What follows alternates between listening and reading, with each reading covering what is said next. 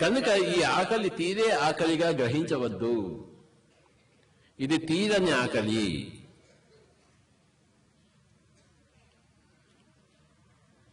మనం ఎన్ని మంచి పనులు చేయగలము జీవితంలో, ఎన్నైనా చేయగలము. దానికి అంతు లేదు. మంచి పనులకు అంతు లేదు. ఒక దాని తర్వాత ఒకటి, ఒక దాని తర్వాత ఒకటి, ఎప్పుడు ముందు వస్తూనే ఉంటుంది మంచి పనులు. ఈ భూలోకం అయిపోయిన తర్వాత ఇంకో లోకానికి వెళ్తాం, ఆ లోకంలో అయిపోతే ఇంకో లోకానికి వెళ్తాం. ఈ సృష్టి చిలువలు పలువగా అనంతంగా కొత్త కొత్త సృష్టి జరుగుతూనే ఉంది. ఈ సృష్టికి అంతం లేదు. ఆత్మకు అంతం లేదు. ఆత్మ యొక్క ఆకలికి అంతం లేదు. సృష్టిలో మనం చేయగలిగే మంచి పనులకు అంతం లేదు. These are all forever వెరిటీస్.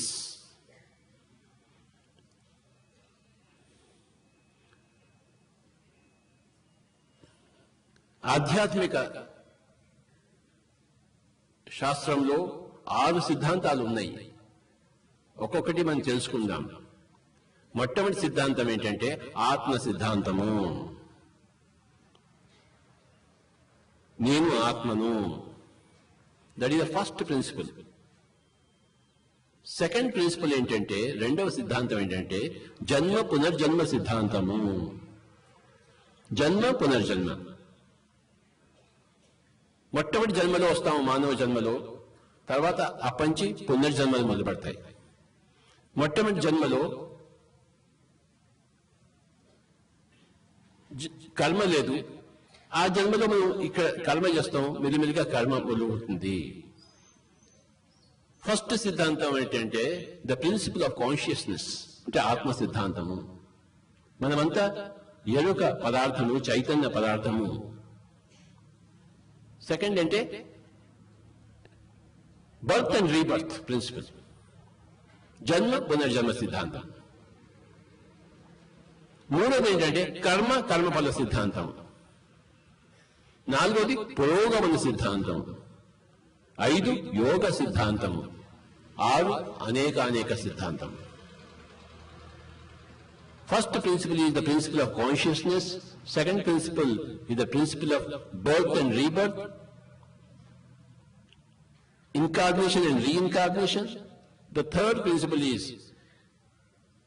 action and the results of action. Karma, karma phala siddhantamu. Law of karma and the fruits of karma.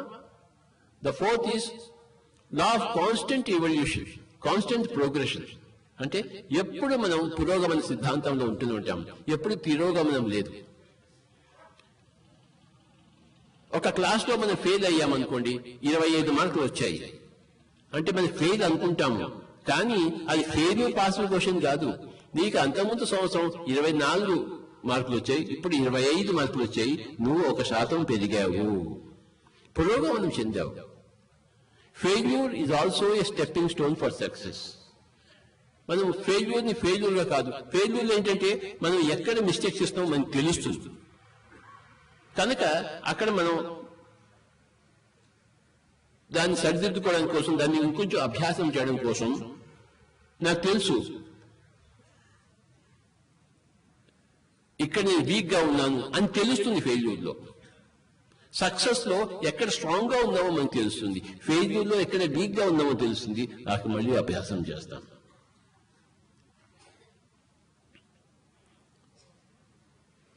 కనుక ఎప్పుడు కూడా ప్రతి అనుభవంలోనూ మనం పురోగమనంలోనే ఉన్నవారము. ఎక్కడ తిరోగమనం లేదు. ఏ ఆత్మకు తిరోగమనము లేదు. ప్రతి ఆత్మకు ఎప్పుడు సదా ఉన్నదే పురోగమనము, the law of constant progression. మళ్ళీ తెలుసుకుందాము. The 6 principles in spiritual science. The first is the principle of consciousness. The second is principle of birth and rebirth, incarnation, reincarnation. The third principle is karma and karma phala siddhanta. Fourth is the law of constant progression. మనం ఎప్పుడు ముందుకు పోతూనే ఉన్నాము. Fifth is yoga siddhanta. The law of the principle of hastening your evolution. మనం ఇలా వెళ్తే ఈ స్పీడ్లో వెళ్తాము. కానీ కొంచెం ధ్యానం చేస్తే, కొంచెం స్వాధ్యాయం చేస్తే, కొంచెం సజ్జన సాహిత్యం చేస్తే, కొంచెం మౌనంగా ఉంటే, కొంచెం సేవ చేస్తే, కొంచెం పిరమిడ్లు కడితే మనము మన పురోగమనం మరింత వేగవంతమవుతుంది. దట్ ఈస్ కాల్డ్ ఎస్ యోగ సిద్ధాంతము. నువ్వు ధ్యానం చేసినా చేయకపోయినా, స్వాధ్యాయం చేసినా చేయకపోయినా, సజ్జన సంగతం చేసినా చేయకపోయినా, మాంసం తిన్నా తినకపోయినా నువ్వు ముందుకే వెళ్తున్నావు. కానీ మాంసం తినడం ఆపేసి ఇంకొంచెం స్పీడ్గా వెళ్తావు. స్వాధ్యాయం చెయ్యి, ఇంకొంచెం స్పీడ్గా వెళ్తావు. సజ్జన సాంగత్యం చేయి, ఇంకొంచెం స్పీడ్గా వెళ్తావు. అంటే నీ యొక్క పురోగమనాన్ని మరింత వేగవంతం చేసే చర్యలు ప్రతి ఒక్కటి. నేను మాంసమే తింటానంటే నీ ఇష్టం.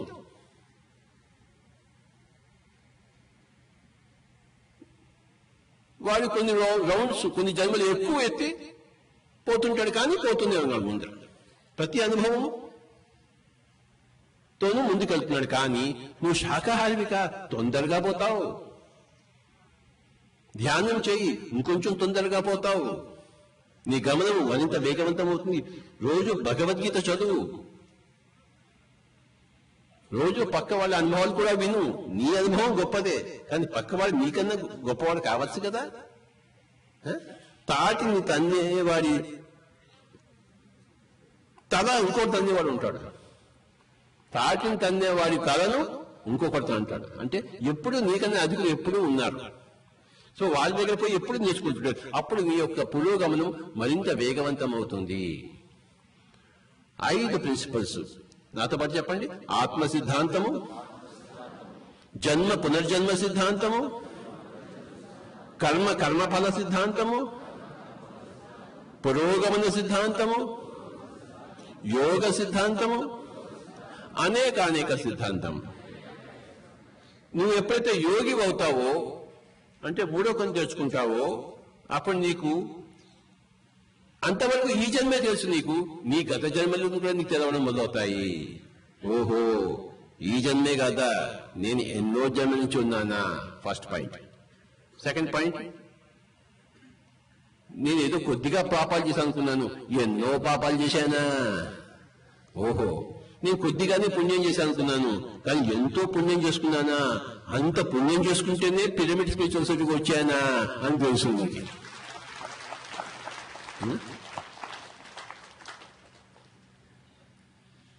ఇదే లోకం అనుకున్నాను, ఇంకా ఎన్నో లోకాలు ఉన్నాయా, ఎన్నో గ్యాలక్సీస్ ఉన్నాయా, ఎన్నో పాలపుంతలు ఉన్నాయా, ఎన్నో ప్లానెట్స్ ఉన్నాయా, ఎన్నో జీవరాశులు ఉన్నాయా. వాయమ్మో, దీనికి అంతే లేదా? అంతే లేదు.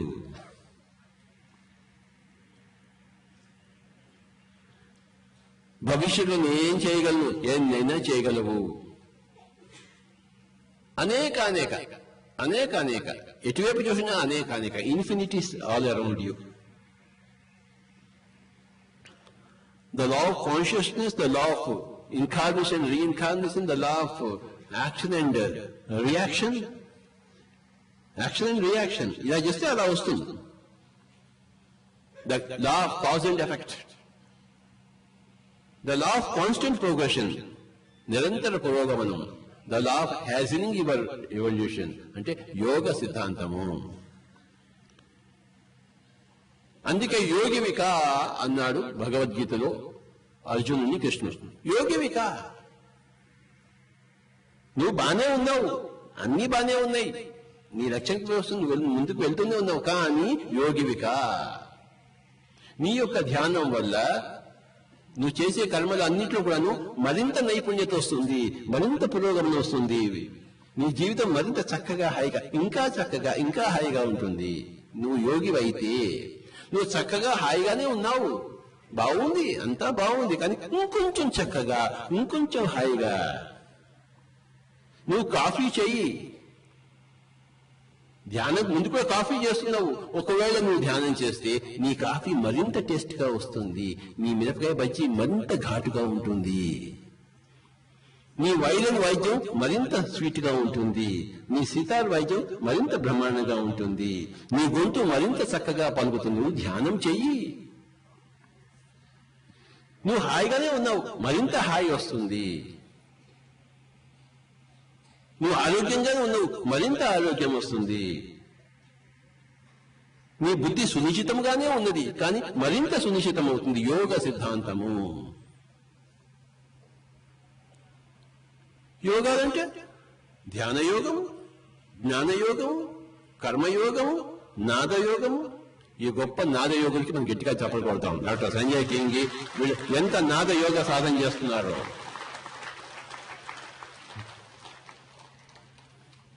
ఎప్పుడు నాదయోగం, ఆ నాదంతో అనుసంధానం.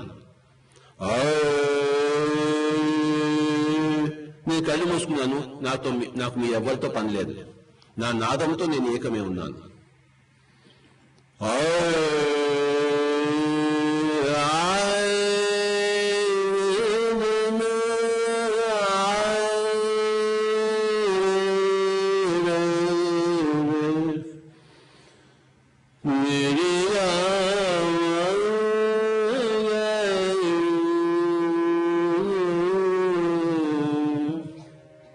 చూశారా? నాకు ఎవరు అక్కర్లేదు, పెళ్ళాం అక్కర్లేదు, మొగుడు అక్కర్లేదు, పిల్లలు అక్కర్లేదు. కళ్ళు మూసుకున్నాను.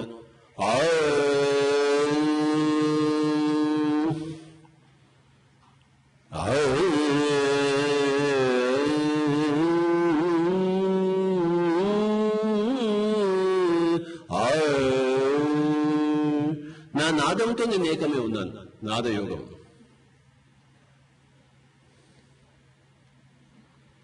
యోగంలో ఏమవుతుంటే మనసు ఏకమవుతుంది. పది విధాలుగా లేదు, ఏక విధంగా ఉన్నది.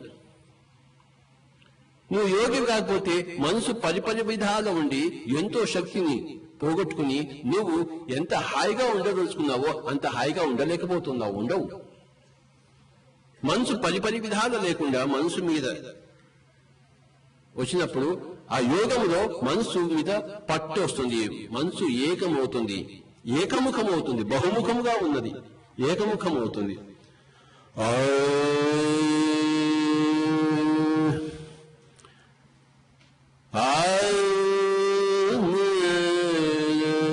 ఎందుకు సంగీతం నేర్చుకోరు? Why don't you learn music? Why do you waste your time? నాద యోగము, నృత్య యోగము, హఠ యోగము, జ్ఞాన యోగము, కర్మ యోగము, ధ్యాన యోగము.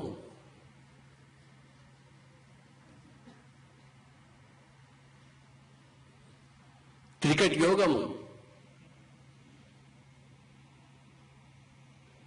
ఆ క్రికెట్ తో బాల్తో బ్యాట్తో కలిసి ఉన్నాం మనం. ఊరికి గోల్డ్ గెలుకుంటూ కూర్చోవద్దు, క్రికెట్ ఆడుకోండి అందరు. గోల్డ్ గెలుకుంటూ కూర్చోవద్దు. గోల్డ్ గెలుకుంటూ ఏమొస్తుంది? పక్కింటి వాడు ఏం చేస్తున్నాడో మనకెందుకు? ఏ అమ్మాయి ఏ అబ్బాయితో వెళ్తున్నాడో నీకెందుకు? Why you are bothered about others personal sexual affairs? Very very fun. You are wasting your tremendous energies and time. You are not a yogi. నీలో నువ్వు ఏకం లేవు. నువ్వు పక్కవాడు ఏం చేస్తున్నాడు ఇప్పుడు? ఆ పరదా తీసి వాడేం చేస్తున్నాడు? ఏ అమ్మాయి ఏ అబ్బాయితో వెళ్తుందో మనకెందుకు? గుర్తుంచుకోండి. మనము మన జీవితంలో ఉండాలి. చుట్టుపక్కల సంసారాన్ని చూసి చూడనట్టు ఉండాలి. చుట్టుపక్కల వాళ్ళ మాటలను విని విననట్టు ఉండాలి. చుట్టుపక్కల ఉన్న వాళ్ళ చేష్టలను ఆలోచించి ఆలోచించకుండా ఉన్నట్టు ఉండాలి. You must not involve your self, indulge your self in others personal affairs.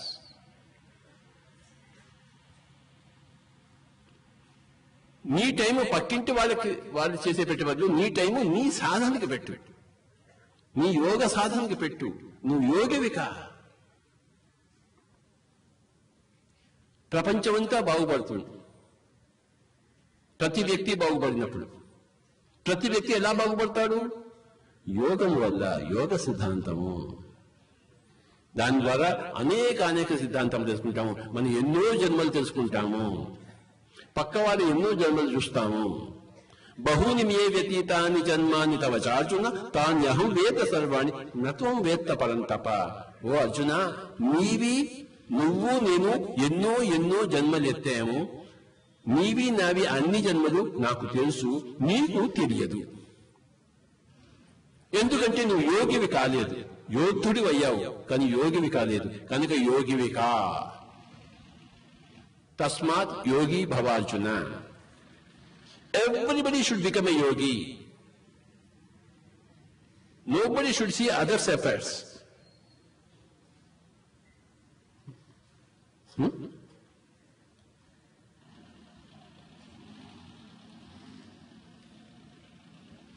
మీరు ఎవరితో ఉన్నారో నాకు అక్కర్లేదు, నేను ఎవరితో ఉన్నానో మీకు అక్కర్లేదు.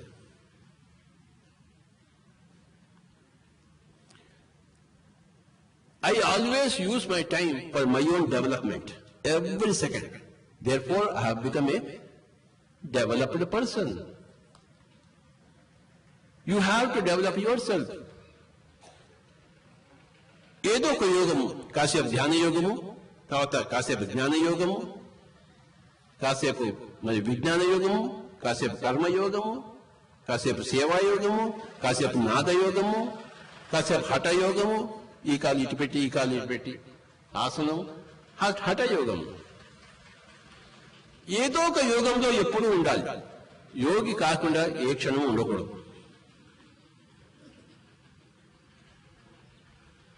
కనుక my dear friends, remember this point. Don't look in to others personal affairs. పక్క వాళ్ళ జీవితాల్లో చూడవద్దు.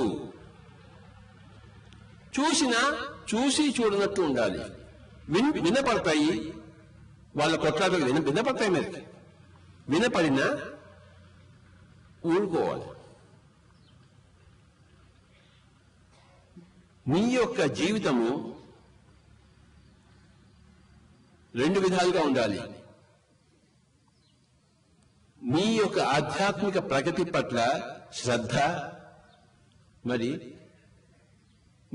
నువ్వు ట్రాఫిక్ వెళ్తున్నావు, నువ్వు వెళ్ళాలి, కానీ ట్రాఫిక్ జామ్ అయిపోయింది. అప్పుడు ఏం చేస్తావు? ట్రాఫిక్ ని తిడతావా? సహనంగా ఉండాలి. సబూరి, శ్రద్ధ, సబూరి. నీ జీవితం సక్రమంగా సాగనప్పుడు ప్రశాంతంగా ఉండాలి, సహనంతో ఉండాలి. సహనమే ప్రగతి.